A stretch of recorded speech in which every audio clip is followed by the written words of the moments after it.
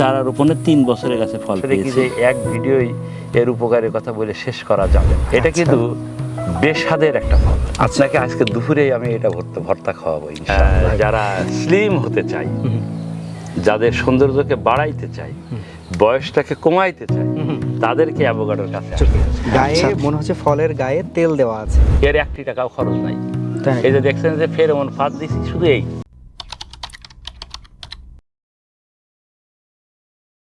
বিসমিল্লাহ। মাখন ফল বা অ্যাভোকাডো, একই সাথে দুইটি নাম বলা হয় এই ফলকে।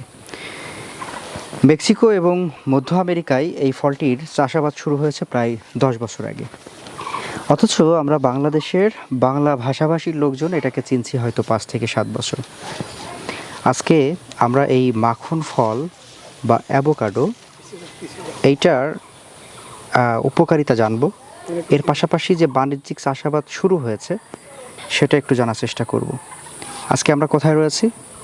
আজ আমরা রয়েছি হচ্ছে ঝিনাইদহ জেলার কালীগঞ্জ উপজেলার কাশীপুর গ্রামে। আবিদ নার্সারির কথা বোধহয় আপনাদের মনে আছে, তাই না দর্শক?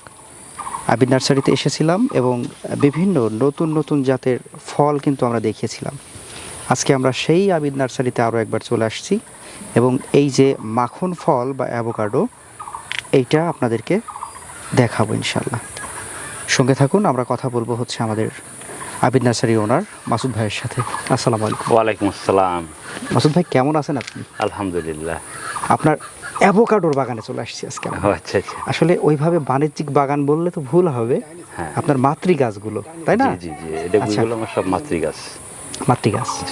আচ্ছা, আমরা আজকে যে প্রথমে যে অ্যাভোকাডোটা দেখব, যদিও আমি কাটায় অতটা পারদর্শী নই, যে কারণে হয়তো একটু লেট হচ্ছে, তো আমরা প্রথমে যে অ্যাভোকাডোটা দেখব এটা আসলে কি অ্যাভোকাডো? এটা হলো জুটানো ভ্যারাইটি। জুটানো ভ্যারাইটি। আমরা একটু দেখি, এখানে বোধহয় পেরেছি। আচ্ছা, এই যে এটা হচ্ছে আমাদের অংশ অনেক বেশি, মাংসের অংশটা অনেক বেশি না, আর যে বিসির যে অংশটা সেটা কিন্তু অনেক কম, অনেক কম। এটা হচ্ছে জুটানো অ্যাভোকাডো। আপনার গাছে অসংখ্য ফল রয়েছে, গুনতে গেলে শেষ করতে পারবো না বোধহয়। 1 2 3 4 5 6 7 8। ডালটা যদি এদিকে নিয়ে আসি তাহলে দর্শকরা বুঝতে পারবেন। যদিও পাতা এবং ফলের কালার একই হওয়াতে অনেক সময় মনে হয় যে বোধহয় ফল নাই, কিন্তু এটা দেখলে কাছাকাছি সরাসরি দেখলে কিন্তু বোঝা যায় যে কতটা ফল এখানে ধরেছে। আনুমানিক এই গাছে কতটা ফল থাকতে পারে? এই তো প্রায় 800 গ্রাম করে ওজন হয়ে যায় লাস্ট পর্যায়ে। তো মানে ফল তো অনেক ফলই আছে, 2 মণ ফল তো আশা করছেন। এই গাছটার বয়স কত হলো? এই গাছটার বয়স হলো 5 বছর। 5 বছর। চারা রোপণের প্রথম কত বছরে ফল পেয়েছিলেন? চারা রোপণের 3 বছরের কাছে ফল পেয়েছি। 3 বছরে? হ্যাঁ। গাছের বেরটাও বেশ দারুণ হয়েছে। হ্যাঁ, মোটামুটি। আচ্ছা, এবার যদি আমরা এই ফলের একটু ব্যাপার নিয়ে বলি দর্শক, এই যে ফলটা দেখছেন, আমি যেটা বলছিলাম যেমনটা, যে এটাকে মাখন ফল বলা হয় কেন, এটা ফলটা হচ্ছে অনেকটা মাখনের মতো হয়ে যায় যখন পাকে। এখন অপরিপক্ক ফল সেই হিসেবে আমরা যেটা পাচ্ছি বেশ দারুণ সুন্দর দেখতে, এবং বিচির অংশটা ছোট, মাংসের অংশটা অনেক বেশি। সেক্ষেত্রে আমরা এটা যখন পাকবে তখন বোধহয় বিচির অংশটা আরও শুকিয়ে আসবে। হ্যাঁ, শুকিয়ে আসবে, ভক্ষণযোগ্য অংশ বেশি থাকবে, ভক্ষণযোগ্য অংশটা বেশি থাকবে। এই ফলে একই সাথে রয়েছে হচ্ছে ফলিক অ্যাসিড, হাই পটাশিয়াম রয়েছে, ভিটামিন বি, ভিটামিন কে, সব ধরনের রয়েছে। বিশেষ করে এই ফলের উপকারিতা সম্পর্কে যদি আমরা একটু ভাইয়ের কাছ থেকে জানতে চাই, ভাই এইটা কি কি রোগ বা কি কি ধরনের এটা কাজ করে? আসলে কি যে এই ফলের যদি উপকারের কথা আমি আপনাকে বলি তাহলে আসলে কি যে এক ভিডিওই এর উপকারের কথা বলে শেষ করা যাবে না। আচ্ছা, সারা পৃথিবীব্যাপী এই অ্যাভোকাডো চাষ হয়। এটা কিন্তু বেস্বাদের একটা ফল। আচ্ছা, বেস্বাদ, এটা কিন্তু মিষ্টি না। যদি আপনারা স্বাদ খুঁজেন তাহলে অ্যাভোকাডো আপনাদের জন্য না। আচ্ছা, কিন্তু কিছু কিছু ফল আছে তেতো ভাবের, এটা কিন্তু তেতো না। আচ্ছা, বিসমিল্লাহ। দেখেন আমি খাচ্ছি, আপনি খান।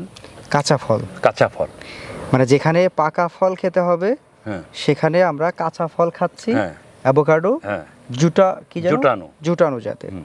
সেটা তেতো হচ্ছে না। না, তেতো হবে না। আচ্ছা, তার মানে এবং আরো একটা ব্যাপার, হুম। এটা আপনি কিন্তু এখন কিন্তু এটা ভর্তার উপযোগী।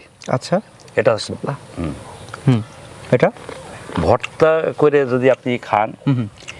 আপনাকে আজকে দুপুরেই আমি এটা ভর্তা খাওয়াবো ইনশাআল্লাহ। ভাই, আপনি যখন বলছেন যে অ্যাভোকাডোটা খান, হ্যাঁ। আমি ভয় পেয়েছিলাম। হুম।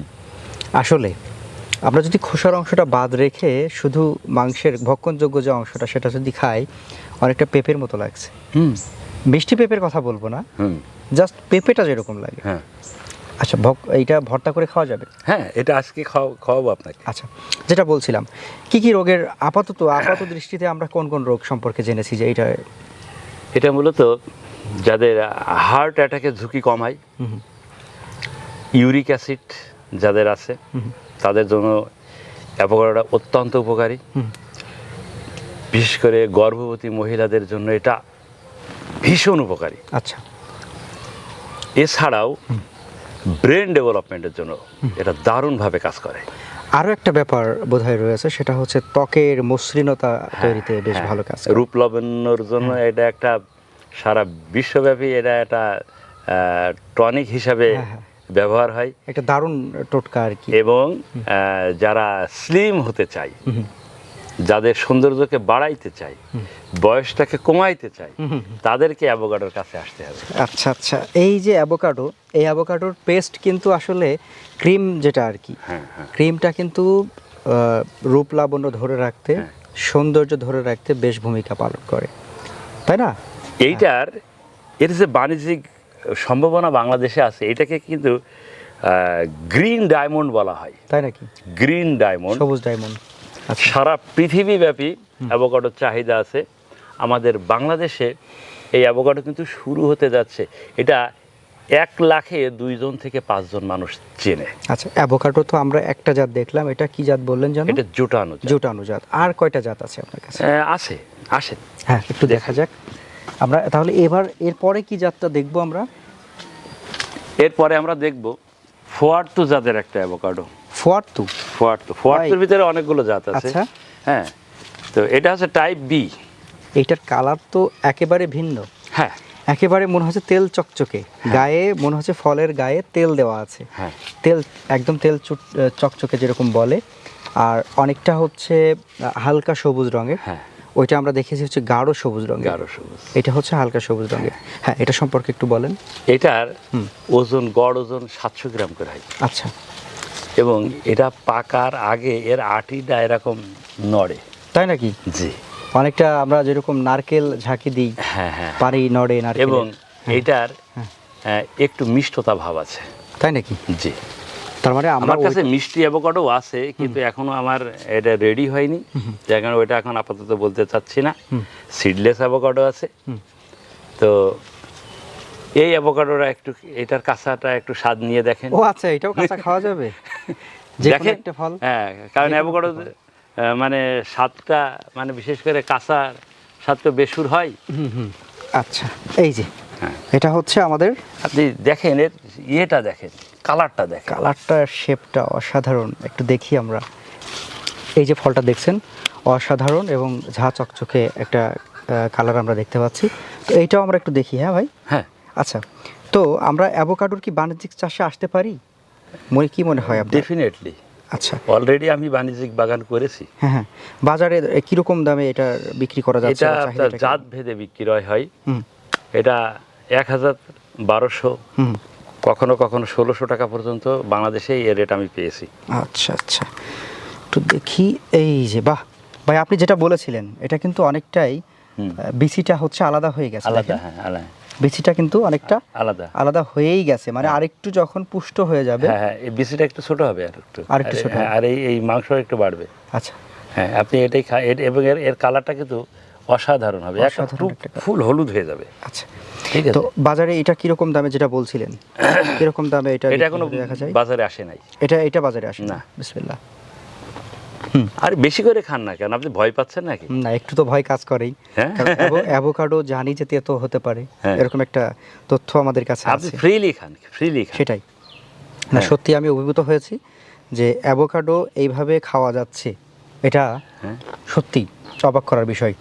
আমি এর আগে অ্যাভোকাডো খেয়েছি, পাকা অ্যাভোকাডোর ভর্তা খেয়েছি বা ওই টাইপের, সেটাও মাশাআল্লাহ বেশ সুন্দর লেগেছে আমার কাছে। যদিও এটা আমাদের খেতে হবে পুষ্টির জন্য, স্বাদের জন্য নয়। তো আপনার কাছে কেমন লাগবে? খুবই সুন্দর। তাহলে আপনার এই জাতটা কি জাত? এটা মেক্সিকান মেক্সিকান অ্যাভোকাডো, তাই তো? অ্যাভোকাডো কিন্তু মেক্সিকান সাধারণত গ্রিন বলি আমরা। অ্যাভোকাডো সাধারণত কিন্তু মেক্সিকান এবং মধ্য আমেরিকারই একটি ফল। হ্যাঁ হ্যাঁ হ্যাঁ, তো এটা হচ্ছে মেক্সিকান একটি জাত। তো এই জাতটাতেও মাশাআল্লাহ ফলন আমরা ভালো পাচ্ছি। এটার এভারেজ সাইজ কীরকম হয়? এটা 400 গ্রাম। 400 গ্রাম। আর বাকিগুলা?